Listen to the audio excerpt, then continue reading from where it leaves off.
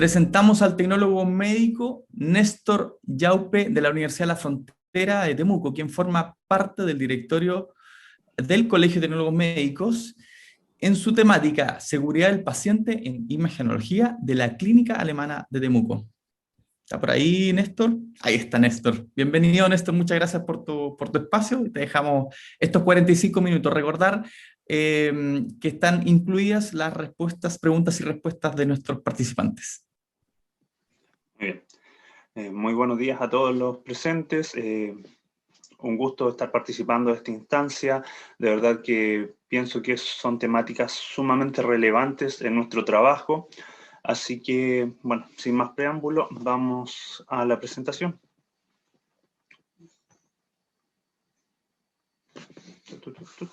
Ya, muy bien.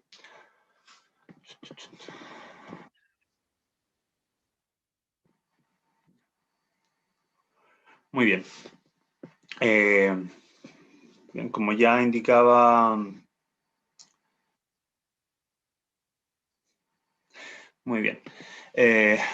Mi nombre, como ya saben, es Néstor Yaupe España. Trabajo actualmente en el Departamento de Imágenes de Clínica Alemana Temuco y formo parte del directorio regional de la Araucanía del Colegio de Tecnólogos Médicos. Y con gusto participo en este primer encuentro de tecnólogos médicos al alero de la Fundación para la Seguridad del Paciente. Muy bien. ¿De qué hablamos a modo de introducción? Cuando una persona tiene algún problema de salud, alguna enfermedad o sufre algún accidente, recurre a los centros de salud confiando en que ahí se va a recuperar, en que ahí va a recibir una atención óptima y que va a recuperarse satisfactoriamente. Pero haciendo un análisis desde adentro, podemos notar que sí hay muchos aspectos en los que podemos trabajar y que es nuestro deber mejorar.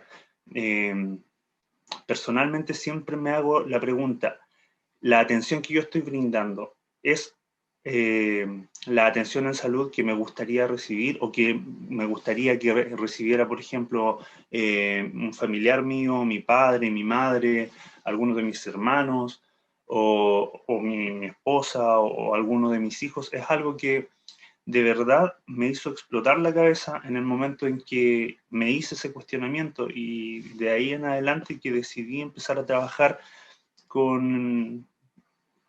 poniendo todo de mi parte para que la atención sea lo mejor posible.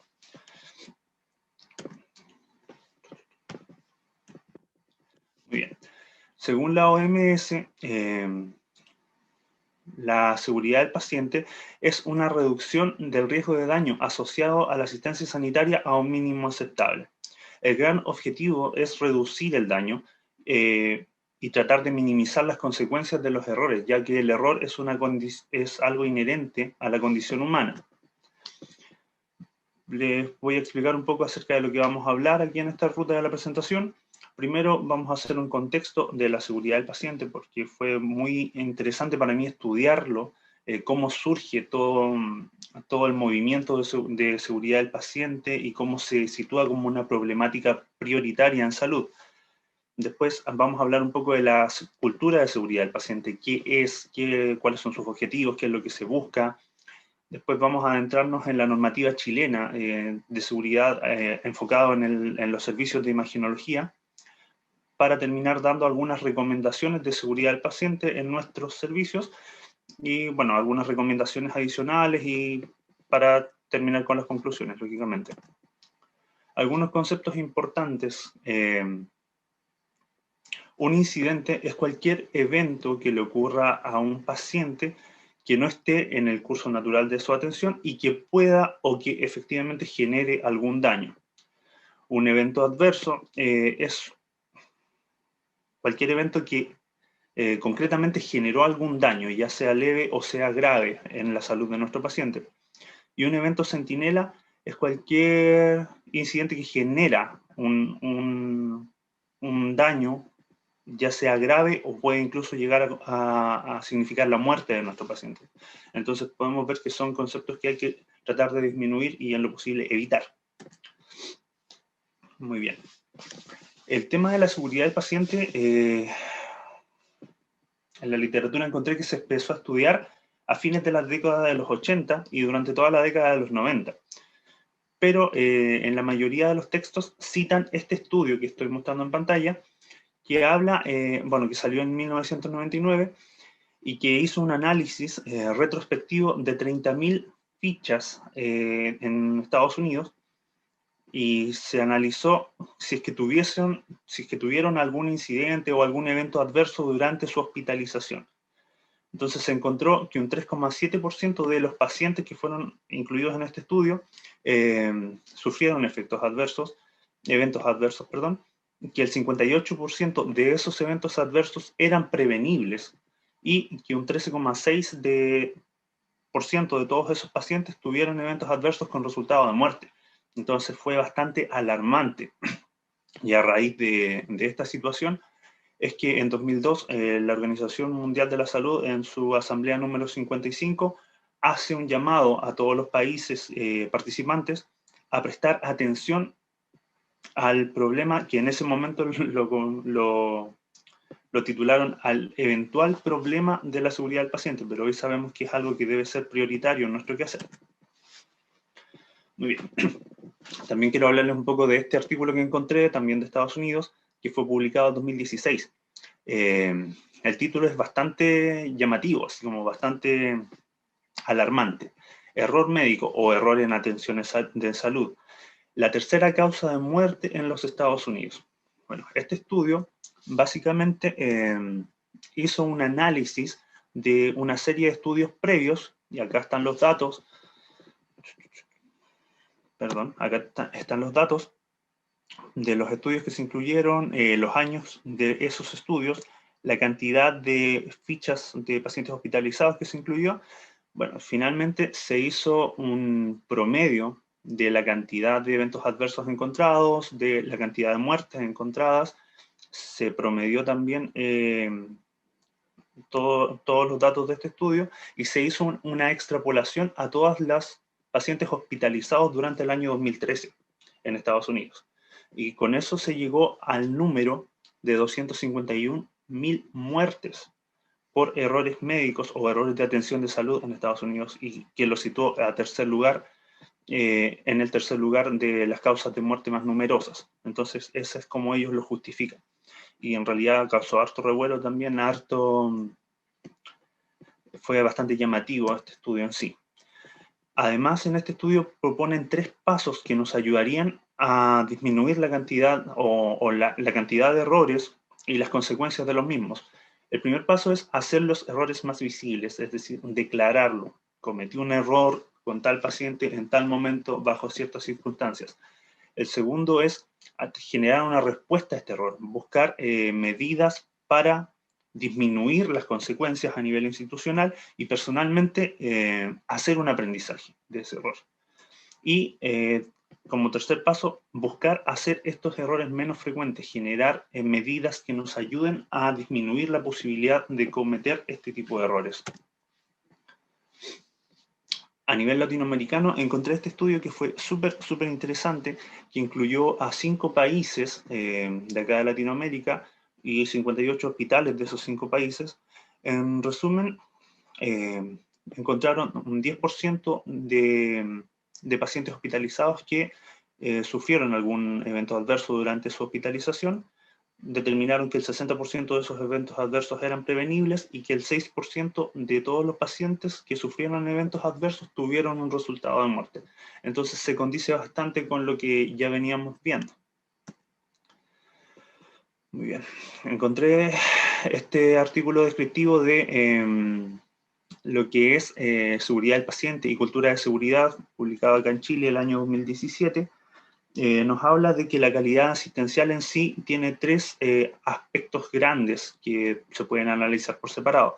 El primero es el factor científico-técnico, que es que, bueno, en los servicios de imaginología en particular, contar con tecnología de punta, contar con personal que esté debidamente entrenado y con protocolos claros y establecidos, actualizados a la última literatura. Eso es algo que debemos buscar optimizar. El segundo es el factor percibido, es decir, cómo nuestros pacientes sienten que es la atención que les estamos brindando, si es que es de calidad o no. Y el tercero ya es un factor institucional, que habla de cómo nuestra clínica, nuestro hospital es percibido por la sociedad local de donde estamos brindando nuestra atención. Todo eso compone la calidad asistencial. Y vemos que no todo, bueno, nuestra forma de trabajar va a redundar en todo, pero no está directamente bajo nuestro control el cómo nos perciben afuera. Por ejemplo, en este artículo también hablan de algunos factores que contribuyen a subir o a elevar el porcentaje de eventos adversos, como la teoría del error de Reason, que habla de que el error es inherente a la condición humana, no es algo que podamos evitar. Somos humanos y eventualmente vamos a equivocarnos. Pero habla de que la cultura de seguridad, que es este enfoque centrado en la seguridad del paciente, que busca siempre minimizar o disminuir la cantidad de error y disminuir la probabilidad de ocurrencia de esos errores, generando protocolos y capas protectoras para evitar, para disminuir lo más posible la posibilidad de que estos errores ocurran y también para disminuir efectivamente las consecuencias de estos errores. Esa cultura de seguridad involucra un gran cambio de paradigma, que habla de que cuando se comete un error, dejar de preguntarse quién cometió el error y buscar castigarlo, por ejemplo. Lo que piden es más que nada preguntarse por qué se cometió este error y preguntarse también qué podemos hacer para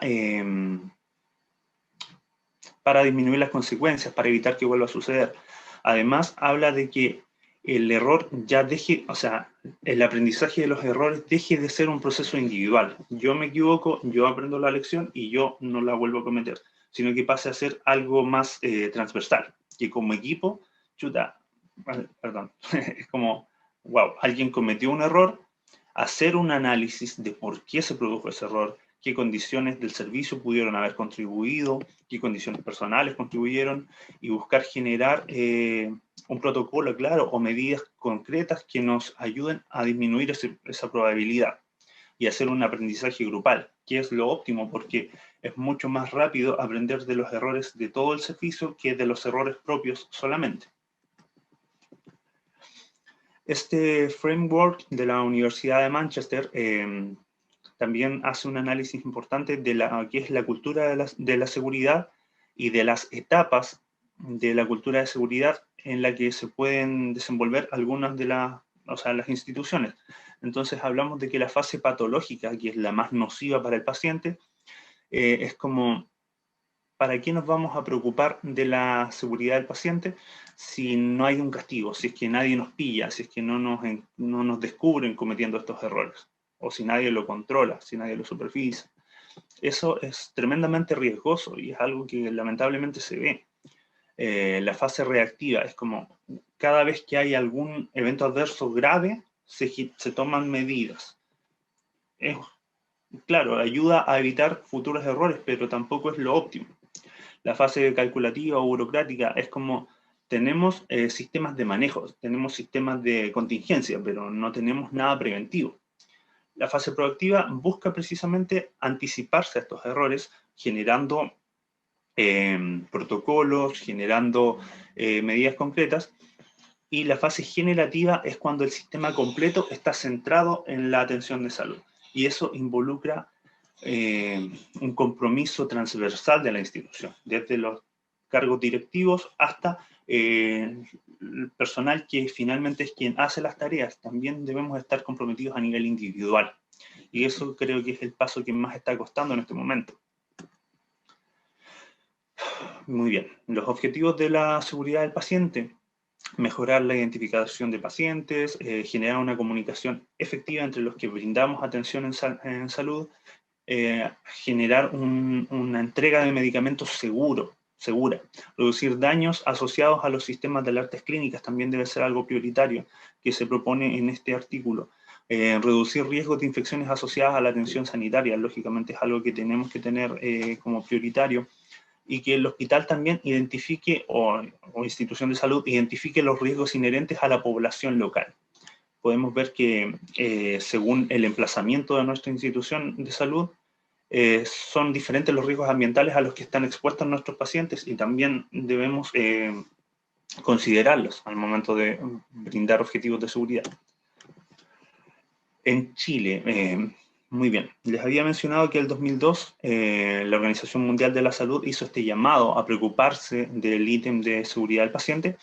Acá en Chile, el decreto con fuerza de ley número 1 del año 2005 generó el Plan de Acceso Universal a Garantías en Salud, Garantías Explícitas en Salud, AUGE, que después cambió su nombre a AGES, que básicamente es un plan que incluye un amplio número de patologías que se van aumentando gradualmente y que brinda 4 garantías explícitas en salud, que son la garantía de acceso, la garantía de una atención oportuna, la garantía de protección financiera y finalmente la garantía de calidad.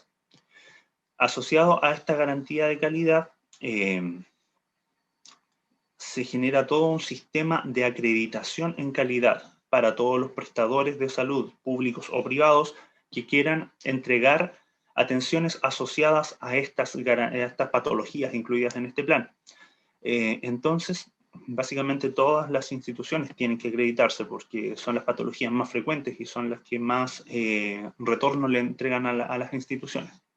Además, le entregó una serie de atribuciones a la Intendencia de Prestadores en Salud y a la Superintendencia de Salud. La Intendencia es quien ejecuta el proceso de acreditación, quien operativamente hace el sorteo, quien pone las fechas, quien acredita a los entes evaluadores y quien los asigna a cada proceso en sí.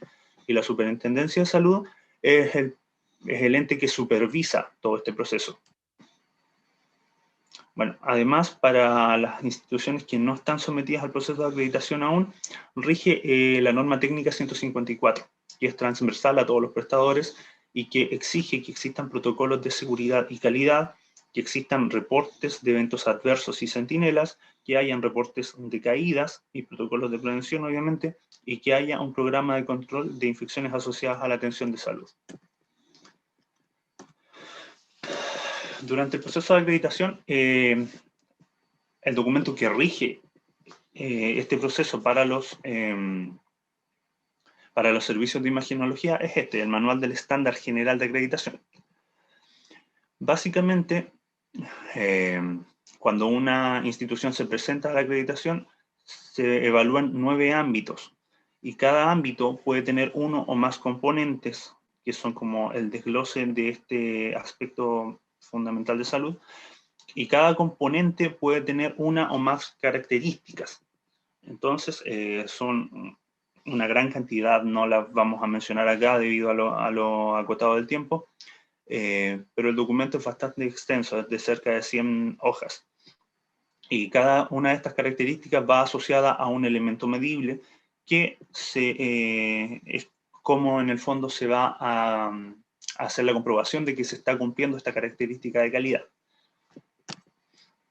Bueno, estos son los 9 ámbitos de calidad en salud: respeto a la dignidad del paciente, gestión de calidad, gestión de procesos, acceso, oportunidad y continuidad de la atención, competencia de recursos humanos, registros, seguridad del equipamiento, seguridad de las instalaciones y apoyo, servicios de apoyo.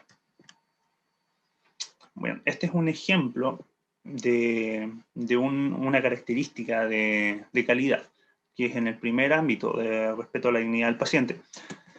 El componente es que el prestador cautela que se reciba un trato digno a los pacientes.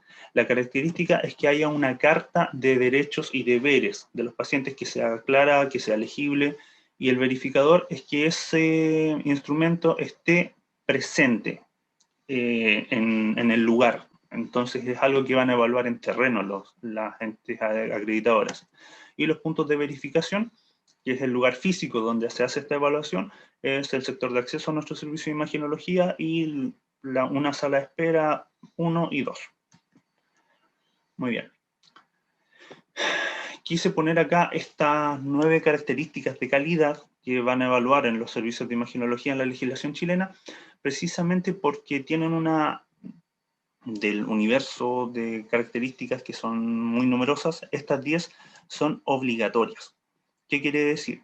Que si al momento de hacer la comprobación del cumplimiento de estas características en nuestro servicio, alguna de estas características no cumple o no aprueba la acreditación, se cae o se rechaza el proceso de acreditación de la institución completa. Entonces, podemos ver que es bastante complejo todo esto.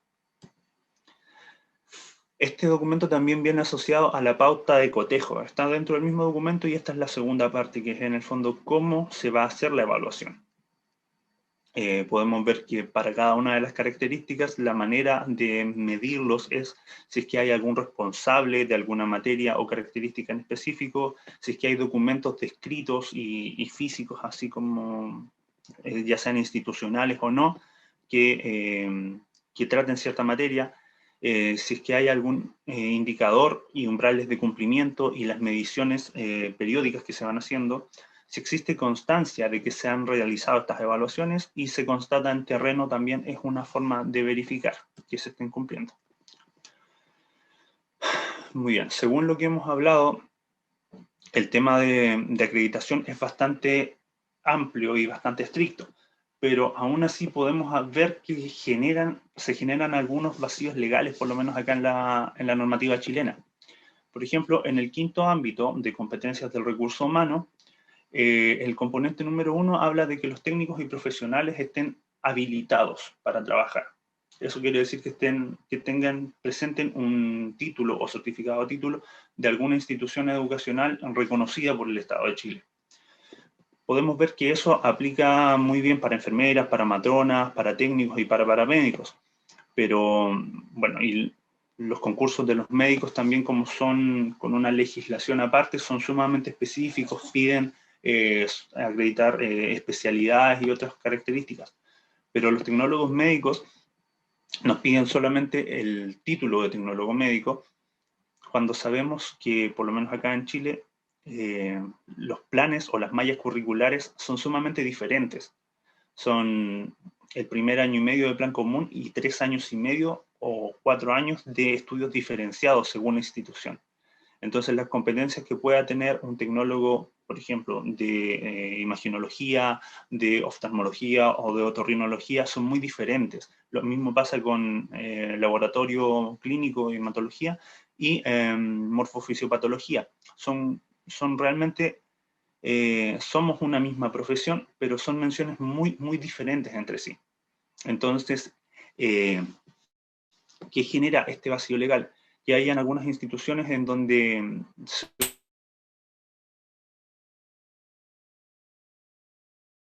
corresponden o que no están debidamente capacitados o que hayan colegas que trabajen en áreas que no debiesen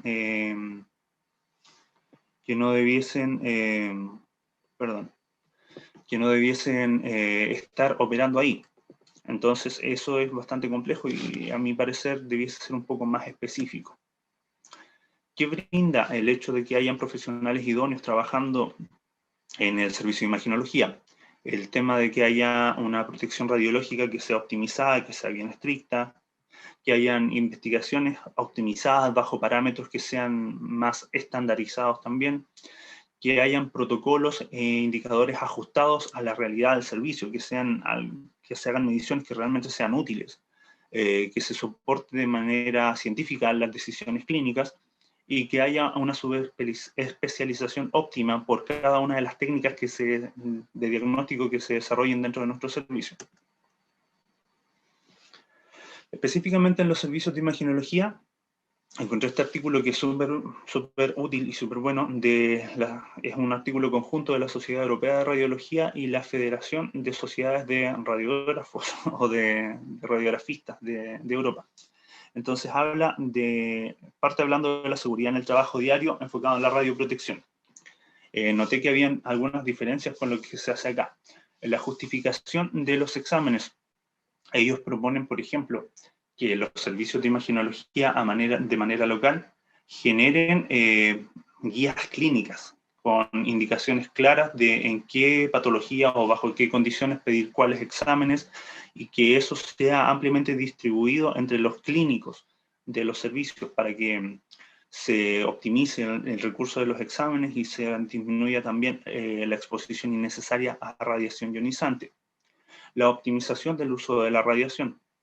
Eso es algo que todos trabajamos habitualmente, el limitar la cobertura de los exámenes, el limitar el número de fases adquiridas cuando es posible en un escáner, por ejemplo, ocupar técnicas de modulación de dosis y de reconstrucción iterativa, que es en lo que están trabajando hoy por hoy los fabricantes de equipos radiológicos. Entonces, todo eso nos ayuda a disminuir la dosis. Pero además, en estas sociedades o en este artículo, ellos proponen que hayan niveles de dosis que sean transversales y que las instituciones busquemos acercarnos a estos niveles de dosis para poder trabajar de una manera mucho más segura para los pacientes. Y son tan específicos que incluso proponen tablas de dosis pediátricas acotadas o que varían según la edad y según la talla de los pacientes. Además, cuando haya un incidente que involucre una sobreexposición de dosis, ellos invitan a hacer el análisis de por qué se produjo, cómo podemos evitarlo, cómo podemos prevenirlo y corregirlo. El concepto de ALARA, si bien es bastante antiguo y se están buscando acuñar nuevos conceptos que lo actualicen, sigue bastante vigente el mantener la exposición a radiación tan baja como sea razonablemente posible, es decir, que no afecte el diagnóstico clínico que estamos buscando generar con nuestro examen. En resonancia magnética, claro, lógicamente ellos hablan de que tenemos que generar una cultura de seguridad advirtiendo acerca del campo magnético fuerte que se presenta dentro de la sala, buscando evitar situaciones como la de la imagen. Advertir que hay una radiofrecuencia, un depósito calórico alto en los exámenes y también que hay alto ruido. Es algo que se le debe informar a los pacientes antes de acostarlos en la camilla y empezar a hacer el examen. La educación al resto de la institución también es algo vital, algo que tenemos que generar como servicio de imagenología en sí. Muy bien. En este artículo también habla de los medios de contraste y de las reacciones adversas que pueden generar. Se enfocó principalmente en tres, que son los medios de contraste iodado que ocupamos en escáner y los medios de contraste basados en gadolinio que se ocupan en resonancia, además de las microburbujas que se ocupan en ecografía. Muy bien. Podemos ver que las reacciones por hipersensibilidad o reacciones pseudoalérgicas se pueden presentar en estos tres tipos de medios de contraste.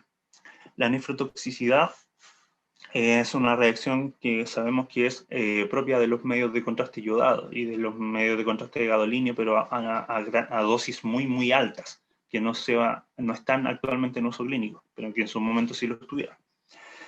Entonces, para buscar evitar reacciones de nefrotoxicidad, tenemos que tener estudios actualizados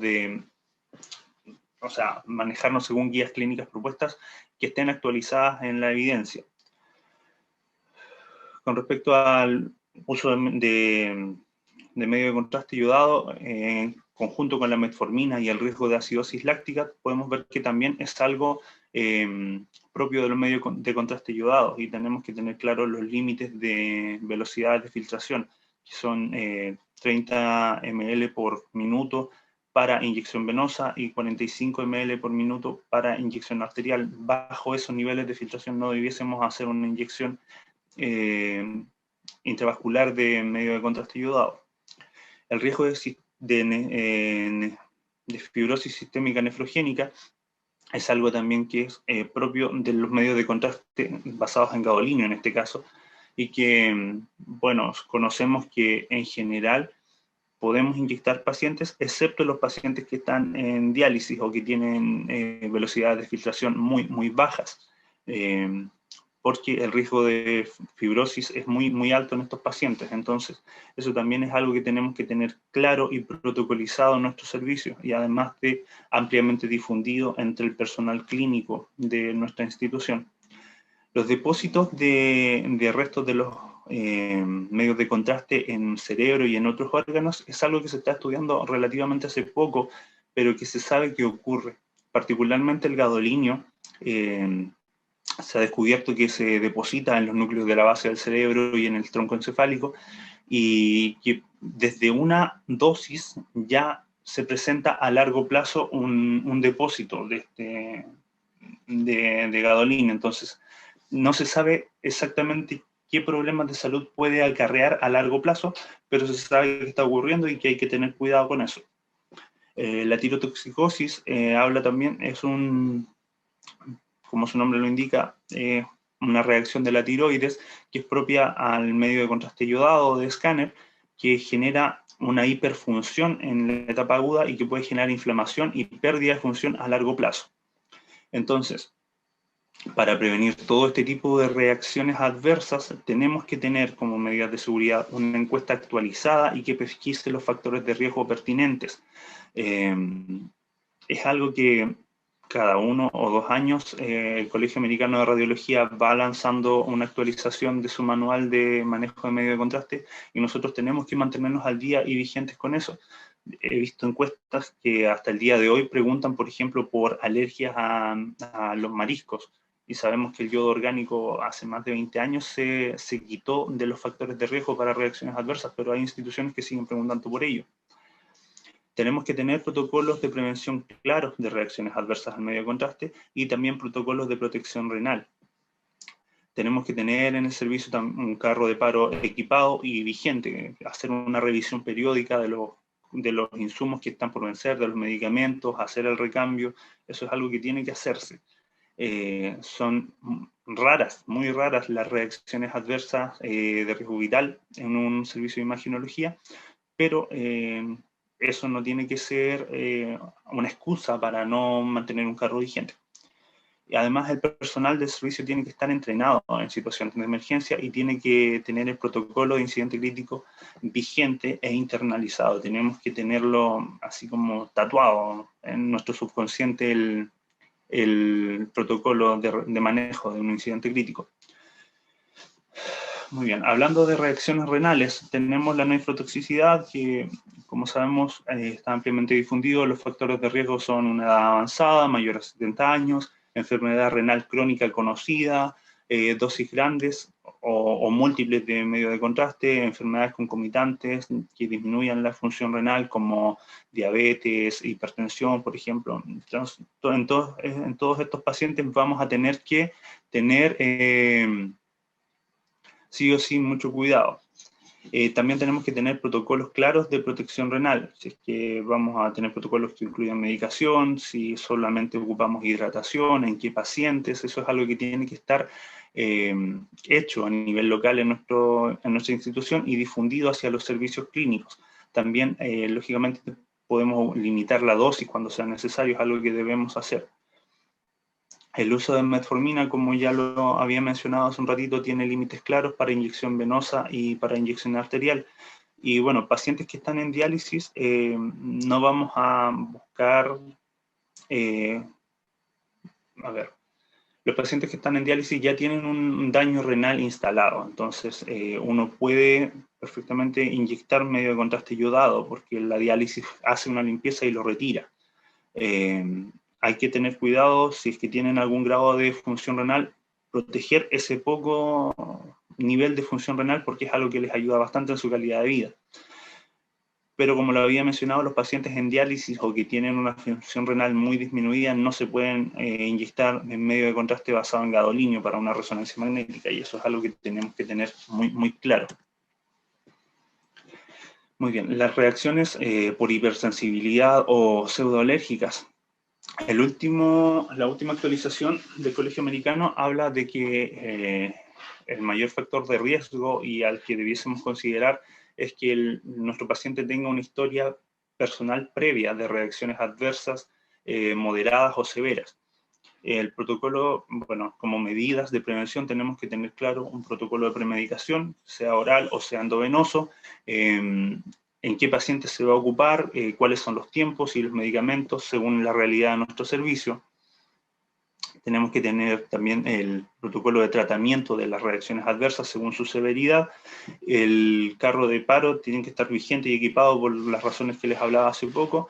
Y vuelvo a insistir en el tema de los protocolos, que tienen que ser claros y el personal tiene que tenerlos y manejarlos perfectamente. Con respecto a las reacciones adversas relacionadas a la vía venosa, el mayor riesgo acá es la extravasación de medios de contraste, y según el medio de contraste que ocupemos, tenemos que tener claro también y protocolizado el tratamiento que se le va a indicar al paciente, la educación que se va a hacer con respecto a él, si es que vamos a hacer algún control radiográfico o tomográfico para tener un registro cuantitativo del daño que se le generó o del volumen de contraste que se inyectó, y lógicamente hacer un reporte y un análisis de estos casos para poder prevenirlos a futuro y buscar disminuir los riesgos a nuestros pacientes. Con respecto al traslado y manejo de pacientes, es algo que si tenemos atención cerrada en nuestro servicio, y bueno, y si hay atención abierta también pueden llegarnos pacientes que no tengan una buena movilidad. Tenemos que tener claramente protocolizados los roles y las responsabilidades dentro de nuestra sala. Tenemos que hacer entrenamientos y protocolos locales de traslado de pacientes, de manejo de pacientes que están inconscientes o comprometidos de conciencia. Es algo que tenemos que tener hablado por lo menos. Tenemos que reconocer los factores de riesgo, si el paciente es autovalente o no, si es que tiene una conciencia plena o no, si es que tiene alguna enfermedad motora, algún temblor, son cosas que debemos evaluar. Debemos tener el equipamiento adecuado. Por ejemplo, no es lo mismo mover a un paciente entre 5 o 6 funcionarios que podamos moverlo de manera segura que hacer ese mismo trabajo entre 2. En ese caso hay herramientas, hay aditamentos, hay rodillos que pueden ayudarnos a trasladar al paciente de manera segura, tener claro el protocolo, así como los pasos ordenados para hacerlo, el frenar las camas, el trabar las barandas, por ejemplo, son cosas que no se nos pueden olvidar. Y si es que llega a producirse alguna caída o algún incidente, lo mismo, hacer un reporte de estos casos, hacer un análisis como servicio y buscar un aprendizaje conjunto. El consentimiento informado. Bueno, por lo menos acá en Chile, según mi propia experiencia y según la normativa que pude revisar, el consentimiento informado es obligatorio para todos los procedimientos que sean invasivos, para los procedimientos que sean bajo anestesia, para las pacientes embarazadas que se sometan a algún procedimiento que use radiaciones ionizantes o a cualquier procedimiento de nuestro servicio en general, y en algunos casos se pide para los pacientes premedicados también. A nivel internacional están un poco más avanzados, lo piden básicamente para todo tipo de tratamientos y exámenes. Buscan a generar un compromiso del paciente en su tratamiento y en su diagnóstico. Piden el consentimiento para todo tipo de procedimientos o exámenes que ocupen radiación ionizante. La ventaja de todo esto es que si nuestros pacientes entienden por qué se les está indicando tal tratamiento o por qué se les está haciendo tal examen, tenemos más chances de que cooperen con nuestro examen o de que sigan el tratamiento y que tengan una mejor adherencia. Ese es como el fin último. Como consejo también, en el artículo que les hablaba de la Sociedad Europea en conjunto, sugieren que los menores de edad debiesen entrar siempre con acompañantes a las salas de exámenes, tanto por un tema de protección legal nuestra como por protección y resguardo de nuestros pacientes. Y también habla de que debiésemos dar el aviso a los pacientes de que, por ejemplo, un estudiante en práctica profesional o un profesional que está en un proceso de orientación que es nuevo, va a llevar a cabo el procedimiento o el examen. ¿Por qué? Si bien es personal capacitado, también es personal que puede aportar un mayor grado de riesgo al examen o a la atención de nuestro usuario, y él tiene derecho a saberlo. En cuanto al manejo de infecciones asociadas a la atención de salud, lógicamente tenemos que seguir las pautas generales de lavado de manos en los 5 momentos que se detallan ahí abajo, según la Organización Mundial de la Salud, el uso correcto de elementos de protección, el respetar y educar al paciente, el educarlo, por ejemplo, en el uso de las mascarillas, que es algo que se ve que el personal no clínico no maneja del todo bien. tener protocolos claros de aislamiento y respetarlos, tener personal debidamente capacitado en el aseo terminal, aplicar correctamente esa herramienta, revisar la limpieza y la esterilidad de los materiales y medicamentos que estamos ocupando. Si se ocupa ecogel, remover completamente el ecogel antes de hacer una desinfección de las superficies. Tener protocolos claros de manejo y de limpieza de ropa.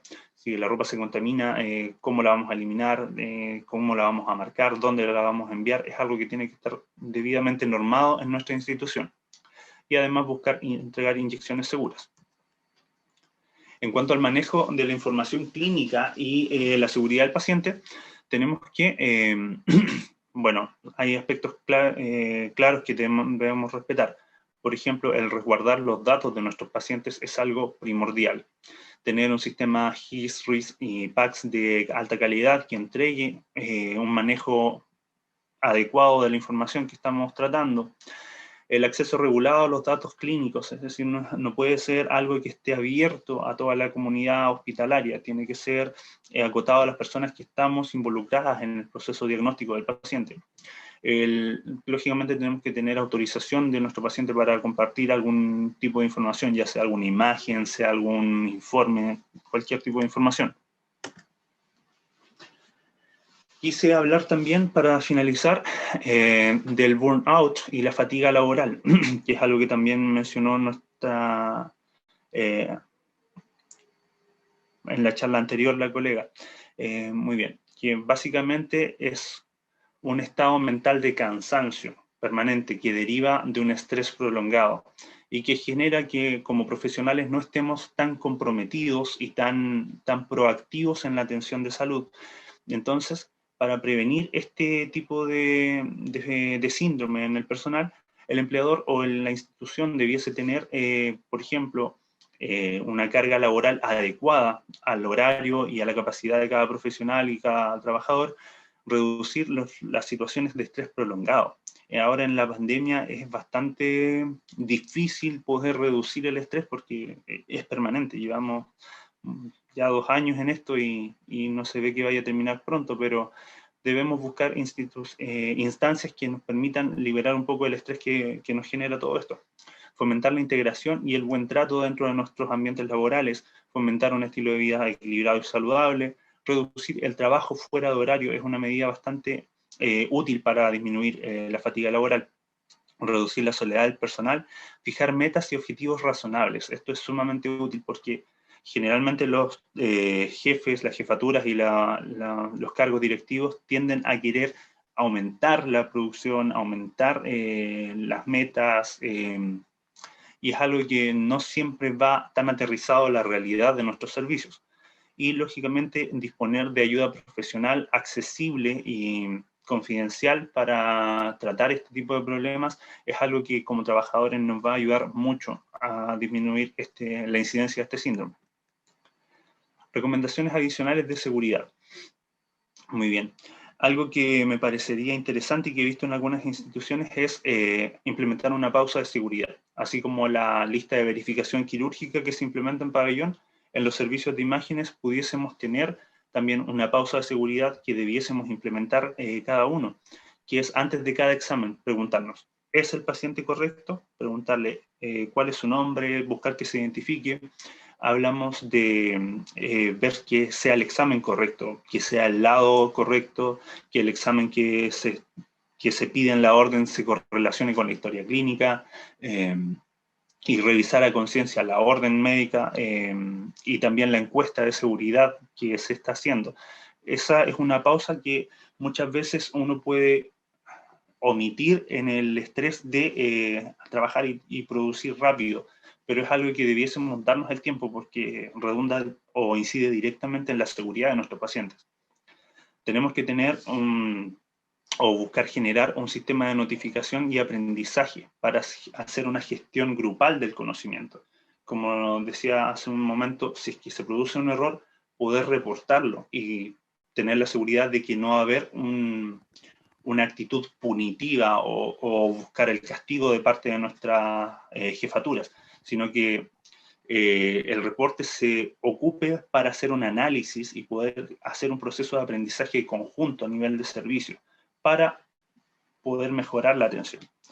Tener prácticas clínicas seguras, los protocolos establecidos e internalizados. Mientras más aspectos de nuestra atención en salud tengamos debidamente protocolizados y estudiados, menor es el riesgo de que se produzca un error o una falla humana. Y la seguridad del paciente es un área de estudio vital en el quehacer de salud. Es algo que de verdad tenemos que poner en el centro de nuestro quehacer en el día a día. Bueno, como conclusiones, los errores son inherentes a la condición humana. Para disminuirlo tenemos que tener protocolos claros, escritos e internalizados. La seguridad del paciente, como decía recién, es o debe ser el eje central de nuestro quehacer. Debemos buscar que sea nuestra prioridad máxima. Otra conclusión es que el personal especializado entrega grandes beneficios en cuanto a la seguridad y la calidad de atención a nuestros pacientes, y es necesario hacer un reporte y análisis de riesgos y errores para generar una mejora continua a nivel de los servicios. Aquí está la bibliografía ocupada durante esta presentación. Muchas gracias por su atención.